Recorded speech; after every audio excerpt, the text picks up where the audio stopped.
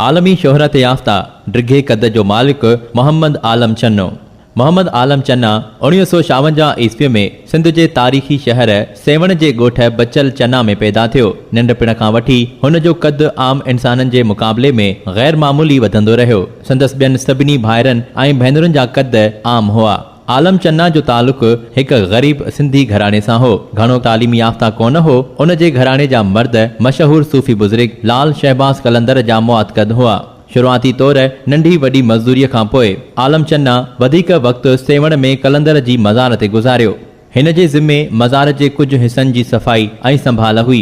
लाल शहबाज कलंदर जे मेले ते लॻंदड़ सर्कस में पिणु 1978 ईस्वीअ खां कमु कयाई। सर्कस वारा खेसि 160 रुपया महीनो पघार ॾींदा हुयसि। ईअं आलम चन्ना मक़ामी स्टार थी वियो। सर्कस सां हलंदे हिन सॼी सिंध जो सफ़र कयो। 1981 ईस्वीअ में हिकु आदमशुनास माण्हूअ आलम चन्ना खे सर्कस में ॾिठो ऐं Guinness book of world record जे एडिटरनि खे ख़त लिखियो। ख़त सां गॾु कुझु तस्वीरूं बि मोकिलियूं। कुझु महीननि अंदर Guinness book of world record जा ऑफिसर कराची आया, जितां सेवण पहुची उन्हनि आलम चन्ना सां मुलाक़ात कई ऐं कद जी माप कई वई। 1981 ईस्वीअ में जॾहिं दुनिया जो कदावर इंसान डॉन कोहिलर वफ़ात करे वियो त Guinness book of world record जे एडिटरनि पारां खेसि दुनिया जो कदावर इंसान तस्लीम कयो वियो। ही ख़बर पहिरीं सिंधी अख़बारुनि ऐं पोइ उर्दू ऐं अंग्रेज़ी प्रेस में छपी।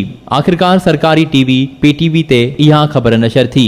अहिड़ीअ तरह आलम चन्नो रातो रात क़ौमीअ खां बैनुल अक़वामी शोहरत हासिल कई। जिते वेंदो हो मीडिया जा नुमाइंदा ऐं तमाशाई संदसि पीछो कंदा हुआ। जंहिं अंदाज़ में खेसि जल्दी शोहरत मिली, उन मां परेशान थी हुन सर्कस छॾे मज़ार ते औक़ाफ़ खाते जी मुस्तक़िल मुलाज़मत अख़्तियार कई। उन वक़्तु संदसि कद 8 फुट 2.5 इंच ॿुधायो वेंदो हो। 1985 ईस्वीअ में Guinness book of world record जे एडिटरनि ऐलान कयो त मोहम्मद आलम चन्ना जो असुल कद 7 फुट 8 इंच आहे। अहिड़ीअ तरह मोहम्मद आलम चन्ना खां दुनिया जे सभ खां डिघे कद वारे शख़्स जो एज़ाज़ खसिजी वियो ऐं उहो एज़ाज़ मोज़म्बीक जे जिब्राइल मोनजानी, जंहिं जो कद 8 फुट 0.75 इंच हो, ऐं तंहिं बाद लीबिया जो सुलेमान अली नशनुश, जेको उन वक़्तु 8 फुट 0.4 इंच डिघो हो, तंहिंखे नसीब थियो। 1990 ईस्वीअ में इन्हनि ॿिन्ही शख़्सियतुनि जे हिक ॿिए पुठियां मौत खां पोइ Guinness book of world record जे एडिटरनि मोहम्मद आलम चन्ना खे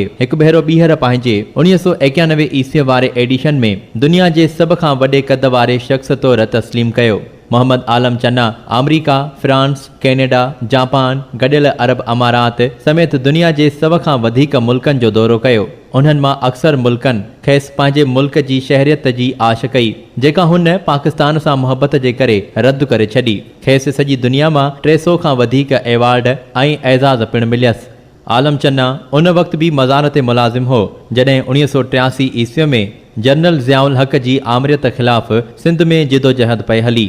उन जिदोजहद ऐं मुज़ाहिरनि खे चंद गदारनि जी कारस्तानी करार ॾियण लाइ ज़ियाउ सिंध सूबे जे अहम जायुनि जे दौरे जो फ़ैसिलो कयो, पर संदसि हेलीकॉप्टर जिते बि लथो उते मुसलसल एहतजाज, मुज़ाहिरा, पत्थर ऐं लानतूं पई मिलियसि। सेप्टेंबर 83 खां पोइ ज़ियाउल हक़ हिकु अहिड़ी जॻह ते वञण जो फ़ैसिलो कयो जिते कशीदगी उरूज ते हुई, याने दादू। मशीरनि चयुसि त उते हू फ़ख़्रे सिंध आलम चन्ना सां फ़ोटो सेशन करे। सेवण में अधु दर्जन पुलिस वारा कुझु ऑफिसर ख़ामोशीअ सां आलम चन्ना जे घर पहुता, मज़ार ते न विया, छो त मज़ार ज़ियाउ मुख़ालिफ़ कारकुननि जो मर्कज़ बणिजी चुको हो। आलम चन्ना खे ॿुधायो वियो त पुलिस अहलकार तुंहिंजे घर ते बीठल आहिनि। ही गैर सियासी माण्हू परेशान थी वियो ऐं मज़ार खां न चुरियो। उन विच में हिकु पैगाम आणींदड़ खेसि ॿुधायो त सदर हथां खेसि एवार्ड मिलणो आहे, उहो वसूल करण जे लाइ कराची हलबो। पोइ ही घर तरफ़ आयो, ऑफिसरनि सां मिलियो ऐं हलण जी हामी भरी। ॿिए ॾींहुं शाम जो कराची हलण जो प्रोग्राम ठाहियो वियो। जीअं ई ऑफिसर रवाना थिया, सिंधी क़ौम परस्तनि घर वारनि ऐं दोस्तनि सां संदसि मुलाक़ात थी। अहवाल थिया। सभिनी खेसि झलियो त असुल मुलाक़ात न कजो, असीं सभु सिंधी ज़िया जे ज़ुल्म जो शिकार आहियूं। तंहिं बाद आलम चन्ना न वञण जी हामी भरी। ॿिए ॾींहुं हस्ब दस्तूर मज़ार ते आयो, शाम ताईं ॿाहिरि न निकितो।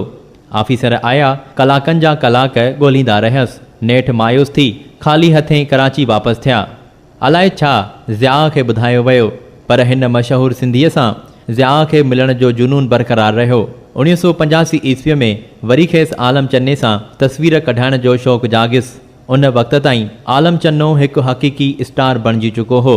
ॿाहिरियनि मुल्कनि मां खेसि तक़रीबन जूं दावतूं मिलणु शुरू थी वयूं हुयसि। मार्च 85 ईस्वीअ ते खेसि सेवण में मिलण कुझु ऑफिसर आया। खेसि 23 मार्च ते ज़ियाउल हक़ हथां यौम पाकिस्तान जे परेड ते ख़ुसूसी एवार्ड वसूल करण जी दावत ॾिनी वई। 21 मार्च ते कराचीअ खां पोइ उतां हवाई सफ़र ज़रिए इस्लामाबाद नियो वियो। तक़सीम एवार्ड जी तक़रीब दौरान हज़ारे माण्हुनि साम्हूं हिन ज़ियाउ खां एवार्ड वसूल कयो। पाकिस्तान जी सभिनी नुमाया अख़बारुनि बरतानिया जी डेली टेलीग्राफ बि उहा ख़बर ऐं तस्वीर शाया कई। ज़ाहिर आहे त ज़ियाउ नंढे क़द जो हो। एवार्ड मिलण वक़्तु आलम चन्ने खे काफ़ी झुकणो पियो, पर सिंधी प्रेस ज़बरदस्त तबसरो कयो त सिंध हाणे बि ज़ियाउल हक़ खे नंढो सम्झे थी। साल 1988 ईस्वीअ में ज़िया जे मौत बाद बि आलम चन्ने जी शोहरत उरूज ते पहुतल हुई। बेनज़ीर भुट्टो ऐं नवाज़ शरीफ़ बि संदसि मान ऐं इज़त रखी। सरकारी ख़र्च ते यूरोप, अमरीका, ख़लीजी मुल्कनि जा दौरा कयाई। ख़ैर सां 1999 ईस्वीअ में शादी कयाई ऐं 1990 ईस्वीअ में खेसि हिकु पुट जो औलाद थियो। संदसि सिहत वधीक वज़न हुअण सबबि ख़राब थियणु शुरू थी। हू अक्सर शिकायत कंदो रहंदो हो त मां आम ज़िंदगीअ में ॾाढो ख़ुशि हुयुसि, पंहिंजी दरगाह जी फ़क़ीरी ऐं सर्कस जी ज़िंदगीअ जो ज़िक्र कंदो रहंदो हो। खेसि काफ़ी क़ीमती तोहफ़ा बि मिलिया हुअसि, पर हिन मज़ार जी हाज़ुरी न छॾी। साल 1998 ईस्वीअ में संदसि गुर्दा नाकारा थियणु शुरू थिया। हुकूमत वक़्तु खेसि इलाज लाइ सरकारी ख़र्च ते अमरीका मोकिलियो। उते इस्पताल में हू कोमा में हलियो वियो। जल्द ई वफ़ात करे वियो। मरहूम सेवण में मदफ़ून आहे।